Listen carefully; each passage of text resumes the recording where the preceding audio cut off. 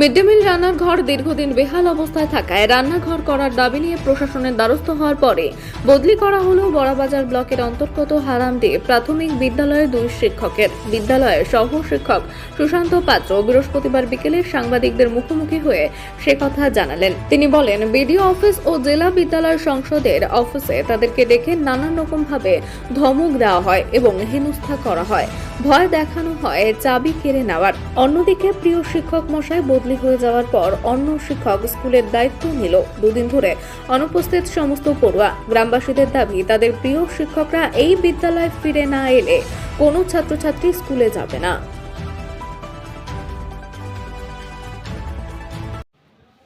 আপনাদেরকে এই হঠাৎ করেই বদলি করা হলো কেন?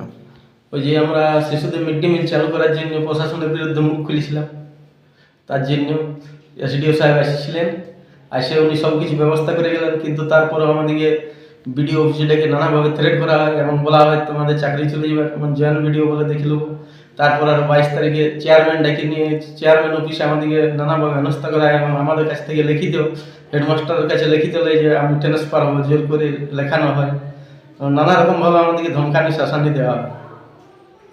আচ্ছা, আগে যে স্কুলে ছিলেন সেখান থেকে বাড়ির দূরত্ব আপনার কত ছিল? আগে ছিল 9 কিলোমিটার, এখন কত দূরে আপনার বদলি করা এখন হয়েছে? 70 কিলোমিটার দূরে আমাকে বদলি করে দিয়েছে।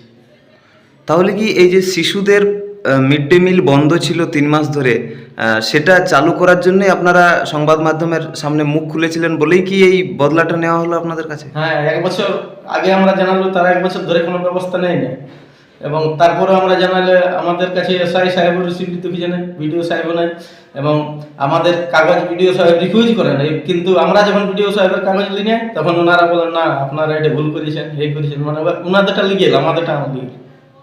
আচ্ছা, আপনাদের যে প্রধান শিক্ষক ছিলেন ওনারও তো বদলি হয়েছে? হ্যাঁ, ওনাকে 42 কিলোমিটার দূরে বদলি করেছে। আচ্ছা, বলছি দাদা, আপনার নামটা যদি বলেন। আমার নাম সোমনাথ মাহাতো। বলছি এই হারামডি প্রাথমিক বিদ্যালয়ে আপনার কে পড়ে? আমার ভাইপো। আপনার ভাইপো পড়ে? হ্যাঁ। তো আজকে পাঠাননি কেন বিদ্যালয়ে? আমাদের আগে যে মাস্টারগুলো ছিল, যে মাস্টারগুলো আমাদের মিড ডে মিলের ঘরটা ভাঙিয়ে গেছে, সেই ঘরটা বানাবার জন্য আমার গ্রামবাসীকে সাপোর্ট করেছিল যাতে মিড ডে মিল ঘরটা বানানো যায়।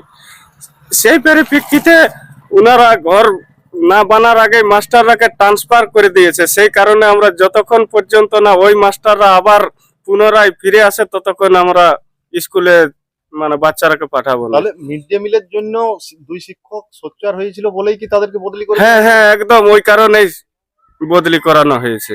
এখন আপনারা কি চাইছেন তাহলে আমরা চাইছি পুনরায় যেন ওই মাস্টারগুলো ফেরত আসে এই বিদ্যালয়ে? এই বিদ্যালয়ে, তাছাড়া পাঠাবেন না? তাছাড়া পাঠাবো না। কি নাম আপনার? সোমনাথ মাহাতো। আপনার দাদার ছেলে পড়ে? হ্যাঁ, আমার দাদার ছেলে পড়ে।